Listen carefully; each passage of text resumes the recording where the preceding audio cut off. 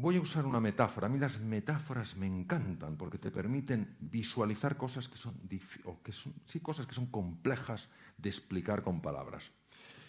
Mirad, nuestra mente es como un océano revuelto, donde hay olas grandes, impetuosas, agresivas. Y, pues claro, esto nos afecta a nuestra vida, nos afecta en la salud, nos genera tensión, sube el colesterol, sube los lípidos, sube la glucosa, sube el cortisol, en fin, un montón de lío.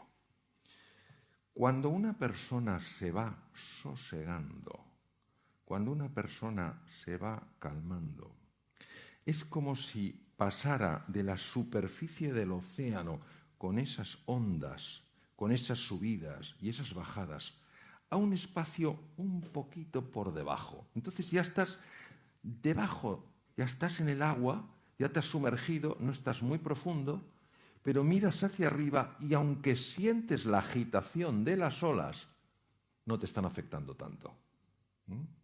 ¿Cuántas veces nos habrá pasado más de uno que estamos en un mar revuelto, te viene una ola y dices, esto es muy grande? Y en lugar de aguantarla como diciendo, conmigo no puede nadie, tú te sumerges y la ves pasar por encima. Pues es lo mismo, a medida que vas avanzando en la práctica del mindfulness, claro que se siguen produciendo olas, porque la mente no para de producir esos pensamientos, pero ya no te atrapan, los ves como a distancia. Conforme vas profundizando, vas entrando en un sitio verdaderamente curioso. Un sitio que aquí está representado, para los que no lo podéis ver, como el fondo del mar, con sus corales, con sus peces. Este es el fondo de la mente humana. Y entonces, en el fondo, ¿tú qué ves? En el fondo, lo primero que ves son capacidades tuyas que no sabías que tenías. Por eso mejora la confianza, tienes más ilusión, tienes más alegría. Y también descubres aquellas cosas que están impactando negativamente en tu vida y que no sabías que tenías. Descubres, por ejemplo, hasta qué punto uno está centrado en sí mismo. Cosas que no son agradables de ver, pero cuando las ves, las puedes resolver. Si no las ves, no las puedes resolver. Y esto no te sucede como proceso sesudo, diciendo, a ver qué hay en el fondo. No, estás así y de repente lo ves, emerge. Es muy importante que entendáis una cosa. El mindfulness no busca cambiar a nadie. El mindfulness es un abordaje que lo que busca es enseñarte un camino para reencontrarte con tu verdadera identidad. Y ahora voy a explicar un poquito la parte más práctica, para que tengáis una idea más clara. La dificultad para hacer una práctica aquí es que hay muchos que estáis de pie y algunos que estáis sentados. Y los que estáis sentados os pueden ir muy bien, pero los que estáis de pie, si hacemos un ejercicio de mindfulness, pues a lo mejor acabáis en el suelo. Entonces tampoco es plan. Entonces, yo os voy a decir en qué consiste.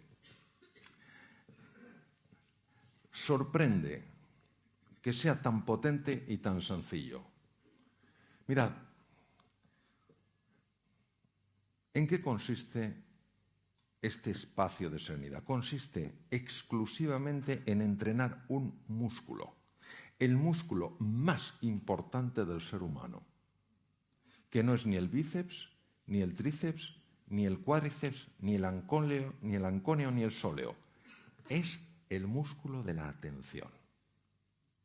Entonces, claro, tú tomas una posición sentado o tumbado, con la espalda recta, y lo que haces es sencillamente llevar tu atención a tu respiración. ¿Por qué? Porque la respiración es algo que está sucediendo aquí y ahora, en este momento. Entonces, es la referencia que tú tienes para ir entrenando tu atención. Entonces, ¿qué ocurre? Que te surge un pensamiento. Entonces, el pensamiento puede ser, ¿qué habrá hoy de cena? ¿Habrá pimientos rellenos de bacalao? ¿O estarán rellenos? ¿Sabéis de lo que hablo, a que sí? Claro. Pero esto va a suceder. El problema es cuando el pimiento te atrapa. Y entonces ya te ves, ¿me entendéis? Ya te ves comiéndote el pimiento. Ya te ha atrapado. Ya te ha atrapado. Entonces hay gente que dice, es que yo no puedo dejar de tener pensamientos. Ni yo tampoco. Si el tema es que no te atrape, entonces te das cuenta y dices, hoy, pimiento, luego, esperas y vuelves a la atención. Y ese es el ejercicio de mindfulness. Entonces, ¿qué pasa en ese proceso?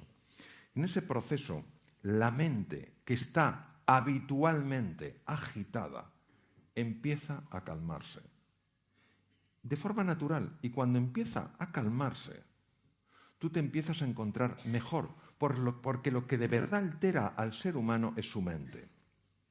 Yo os voy a contar un ejemplo para que veáis hasta qué punto esto es así. Tal vez alguno me lo ha escuchado, tú me lo has oído, Andrés. El caso de una enferma que yo tuve que se llamaba Margarita. Lo conocéis, ¿no? Fijaos lo que le pasaba a Margarita. O sea, Margarita, unos dolores de estómago horribles. Horribles la pobre. Y toda la culpa era de su jefe. Cuando ella empezó a trabajar su interior, su tubo digestivo se mejoró, se quitó el dolor de estómago, su jefe era mejor persona, etcétera, etcétera. No nos damos cuenta hasta qué punto nosotros estamos generando esa agitación. Como no lo vemos, necesitamos algo que a nivel inconsciente esté funcionando, esté resolviendo, esté sosegando, esté tranquilizando. Entonces, la mente plenamente presente, que es lo que significa mindfulness, que tiene unos ejercicios, lo único que hace es irte entrenando en eso. Es decir, irte entrenando para que tú seas el dueño, la dueña de tu atención, en un mundo que está permanentemente distraído, donde pensamos que la multitarea es lo normal. La multitarea es profundamente anormal. No hay un solo estudio científico que demuestre que el ser humano está hecho para la multitarea. Otra cosa es que vivamos así. Entonces se fractura la atención. Conforme tú vas ganando espacio, teniendo esos 5 minutos, 10 minutos, o mejor por la mañana, entonces dices, me voy a sentar. Me voy a sentar con tranquilidad. Me voy a poner una alarma suave, no te pongas el típico de martillos alemanes, de la alarma que te levantas y parece que te ha dado un yuyu. Te pones una música suave a los 10 minutos para olvidarte del reloj. Y dices, vamos a ver esto.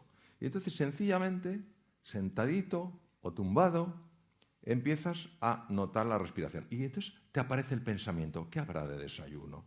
¿O qué desayunaré hoy? Y tú no te enfadas. No. Tú haces como si tuvieras una mascota. No le arrancas el cuello cuando está aprendiendo. Tú la traes con firmeza y amabilidad y vuelves aquí. Y sigues en tu atención y se te vuelve a ir. Pero tú, con la misma paz y firmeza, lo vuelves a traer. Y te vas entrenando en eso. Y entonces, lo que va pasando con el tiempo es que la mente se apacigua, tu reactividad se reduce. Y empieza a haber un espacio para la respuesta. Somos criaturas muy reactivas. ¿Qué tal estás? ¿Por qué? No, yo solo te preguntaba, ¿qué tal estás? ¿No? Entonces, esa reactividad que es un fruto directo de la mente que rumia, de la mente que agita, esa reactividad se va reduciendo. Empiezas a tener más vitalidad, empiezas a tener más tranquilidad, empiezas a tener más energía, empiezas a tener más compasión. Entonces, lo que descubrieron estos científicos de la mente, sencillamente es que se puede vivir de otra manera. Pero tenemos que entender que nuestro problema no es la falta de tiempo. Yo sé que todos pensamos que el problema es la falta de tiempo. No es verdad. Comentaba esta mañana en un programa de televisión que un amigo mío austriaco se encontró en una casa de un bisabuelo suyo un periódico de comienzos del siglo XX. Agarraros a la silla. Sucesos, ciudad de Viena. Un tranvía atropella y mata a un anciano de 40 años. A comienzos del siglo XX la expectativa de vida era entre 35 y 40 años. Aunque viviéramos 500 años nos quejaríamos de falta de tiempo. No es un problema de falta de tiempo. Es nuestra excusa. Cuando uno se para y sabe que ese tiempo es importante, y esto lo digo sobre todo a las damas, porque las damas muchas veces, por condicionamiento social, pensáis que si dedicáis tiempo a vosotras sois egoístas. Y parece que tenéis que vivir solo en la entrega a los demás, y yo creo que es fundamental que os cuidéis a vosotras. ¿Eh? Sí. Qué bueno. Claro. No creo que los hombres aquí protestaran. Espero que no. Pero es que es verdad, o sea, da la sensación de no. Es que si me ocupo de mí, claro que te tienes que ocupar de ti. Nadie que no se cuide puede, de una forma prolongada, cuidar de otras personas. Entonces, lo que yo sí os quisiera es invitar al menos a que buceéis en esto. Los que lo practicáis sabéis que funciona. Esto no es un tema de creerse, es un tema de probarlo, de verificar por ti mismo que estás mejor. Algunos hospitales más prestigiosos del mundo ya lo tienen absolutamente incorporado. Yo trabajo en un instituto en Silicon Valley y tienen incorporados montones de empresas esta metodología. Es decir, es algo que lo que te ayuda es a vivir de otra manera, a saberte manejar en medio de la tempestad con un componente de paz, con un componente de serenidad, con un componente de alegría y con un componente de entusiasmo, que si nos dejamos llevar por ese piloto automático con el que todo el día vamos con la lengua fuera, eso es muy difícil de experimentar. Entonces, yo sencillamente os animo mucho a que, bueno, lo practiquéis, exploréis, busquéis. Mira, una preciosa música que nos llama la atención como diciendo, sí, sí, aquí hay una llamada del más allá diciendo prueba, prueba.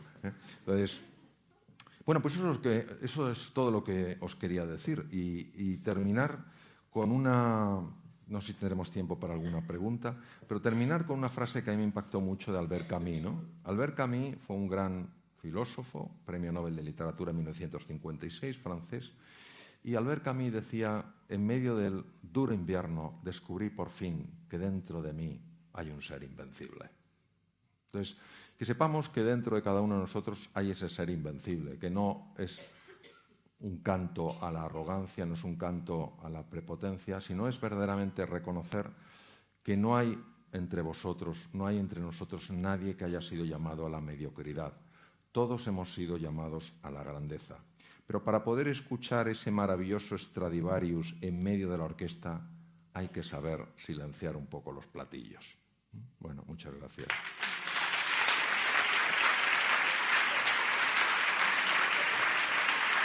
Gracias.